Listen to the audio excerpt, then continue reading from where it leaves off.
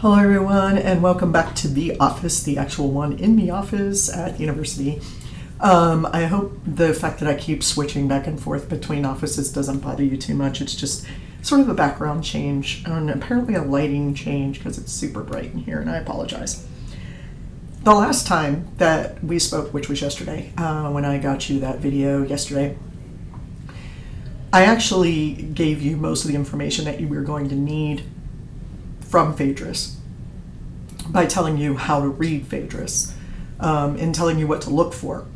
But I wanted to be more specific when I talked to you specifically about this work, which was the reading for today. So in my book, in our streamlined online book, rather than page numbers, which is weird, I get these, maybe those are the page numbers.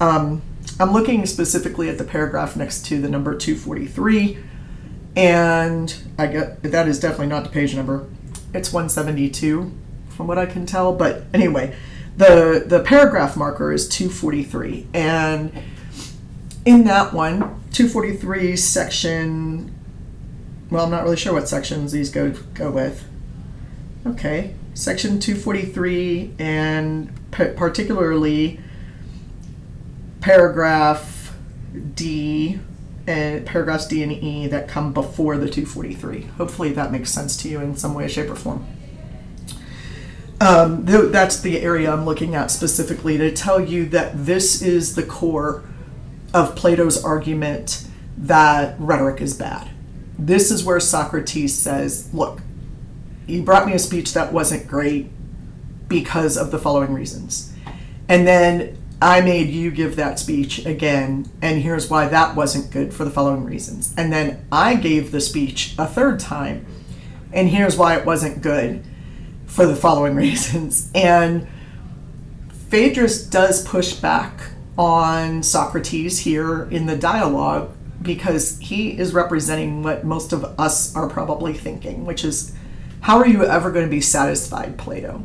And the answer is he's not going to be. Because his point is, no matter how many times you give this speech, you're leaving something out and you're putting in your own emotion and feelings.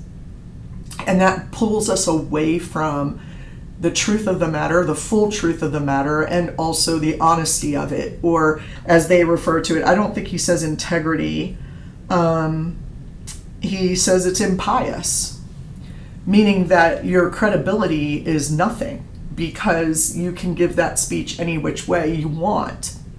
If we can prove that something is both good and bad at the exact same time, then what have we proven? Nothing at all. And this is Plato's argument that rhetoric does that. Now, the thing that's interesting is when we start to read Aristotle, which is next week for Tuesday, as you read Aristotle over the course of the next 5 days or so, hopefully you'll notice that he acknowledges all of these problems that Plato has with rhetoric, and he's answering them back. So one of the examples I always use here is we know that Aristotle is Plato's student. I am the student of my dissertation advisor, whose name is Mitchell. Mitchell and I, of course, you'd think you're working together, you're trying to learn, and I'm trying to finish my degree, and Mitchell's being a professor, and we both have jobs to do. So you would think in those jobs that dissertation advisors and their advisees always agree, because isn't the advisee just doing the exact same thing that the advisor did?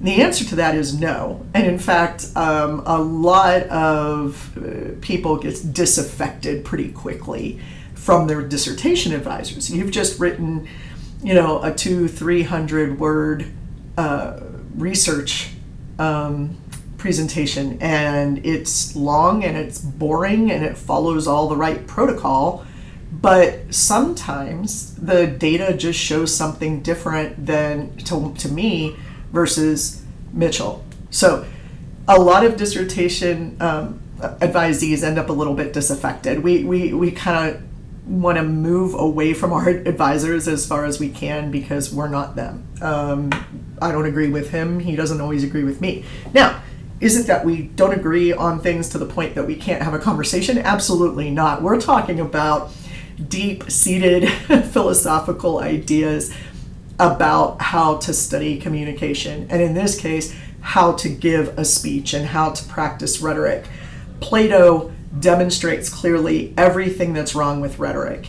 You can lie using it. You can, using persuasion to lie. You can create this sense that there is one thing that has the same oppositional qualities.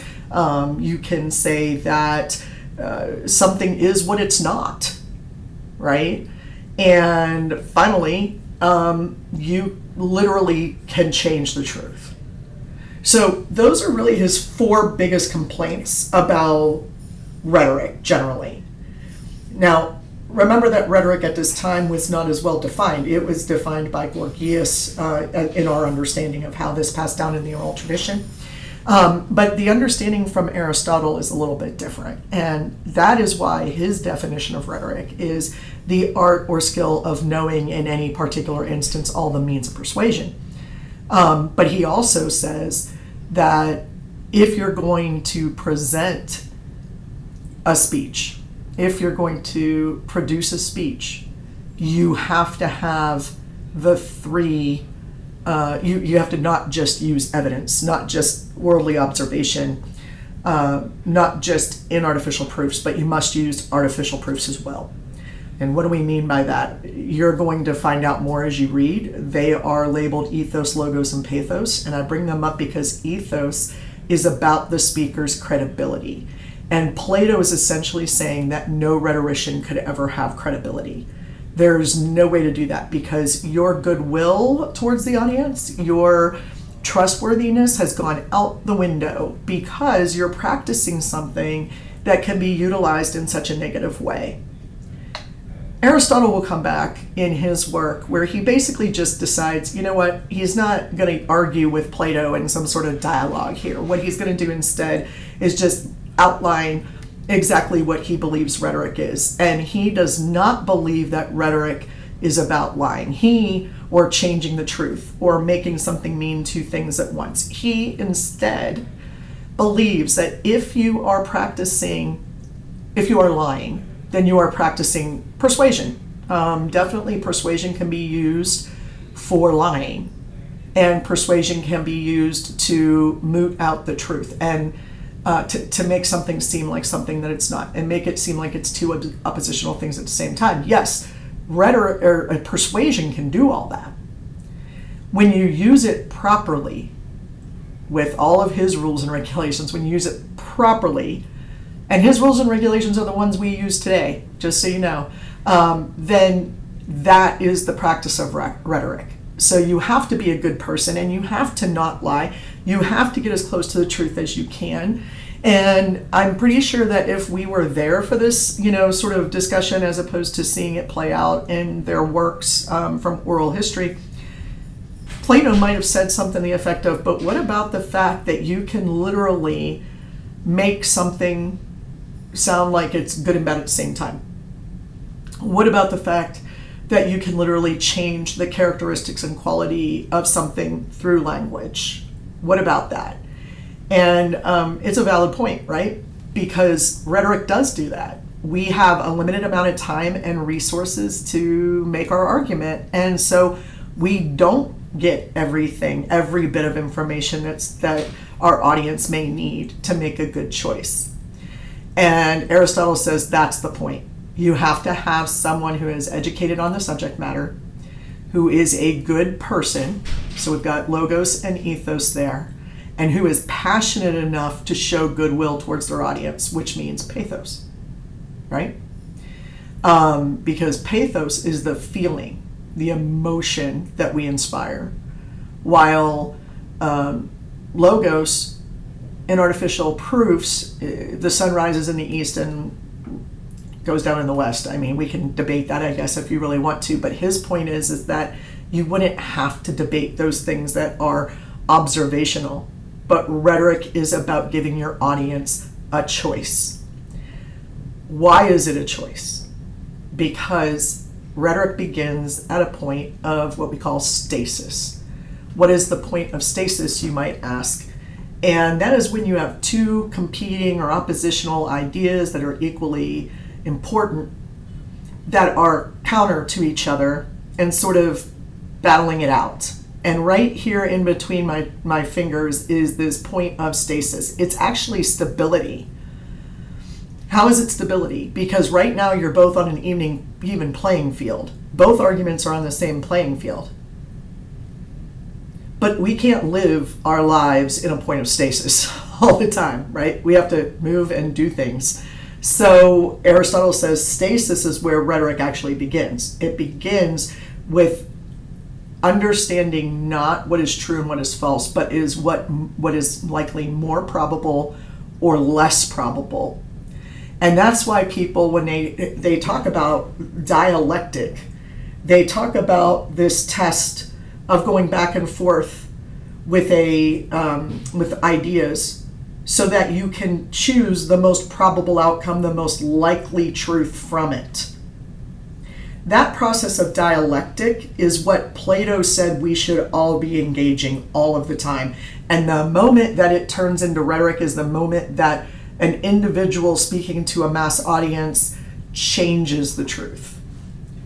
So Plato argued that dialectic was the most important thing and that rhetoric was abusive in some way. It was, not credible. It changed the truth. And therefore it's evil.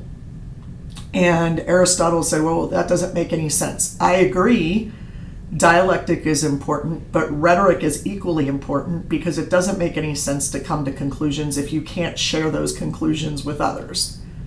Makes a lot of sense, doesn't it? This is actually the process of learning. This is actually pedagogy or andragogy, this, how students learn. And they were debating this 2,400 years ago. Always exciting to find out that what we're doing is really not that new. But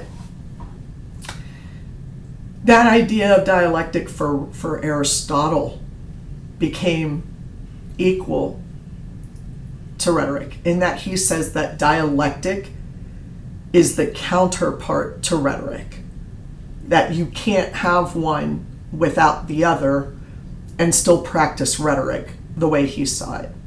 If you're standing up and lying, if you didn't go through the dialectical debate of what the most probable and likely truth is, you're not practicing rhetoric. You may be practicing persuasion, but you're not practicing rhetoric. So when you dive into Aristotle, keep in mind that the concept of dialectic from Plato is not scrapped. It's not like, hey, you suck. That's a ridiculous idea. No, that was accepted as a scientific way, if you want to put it in quotes. The dialectic way of coming to a point of truth was considered the philosophical way. And rhetoric was considered the thing that could literally mutate or change the truth, deny the truth, hide the truth. So when Aristotle comes along, he doesn't say dialectic is bad, rhetoric is better. What he says is that they are counterparts to each other and they are equally important. Okay? So I just wanted to give you that brief overview and review before you jump into Aristotle. And I know most of you were probably in the process or are probably in the process of reading Phaedrus still because it's hard to get through. But I just wanted to point out where I thought the most important little section was for you. And if you read around it, if you read the whole thing, fantastic. If you read around that section, you will find that they are still talking about whether or not to sit under the chaste tree, which they call plane tree, I believe, in this book, and whether or not you should spend time with a lover or not, a non-lover. And of course, you can see in this translation, at least, very clearly that sort of seduction that's happening, and that's Plato's final point, is that rhetoric is seductive. It makes people think something that is untrue because it seduces you into believing it, not because you went through a process of dialectic to get to the conclusion. All right, everybody, we will pick this back up on Tuesday. I'm looking forward to it. On my YouTube channel, there are probably a few videos from the past 5 to 10 years on Aristotle. If you want to get a head start and watch those, you're more than welcome to. I will be doing another fresh video again next Tuesday, and I will see you all then. Have a fantastic weekend. Happy Labor Day.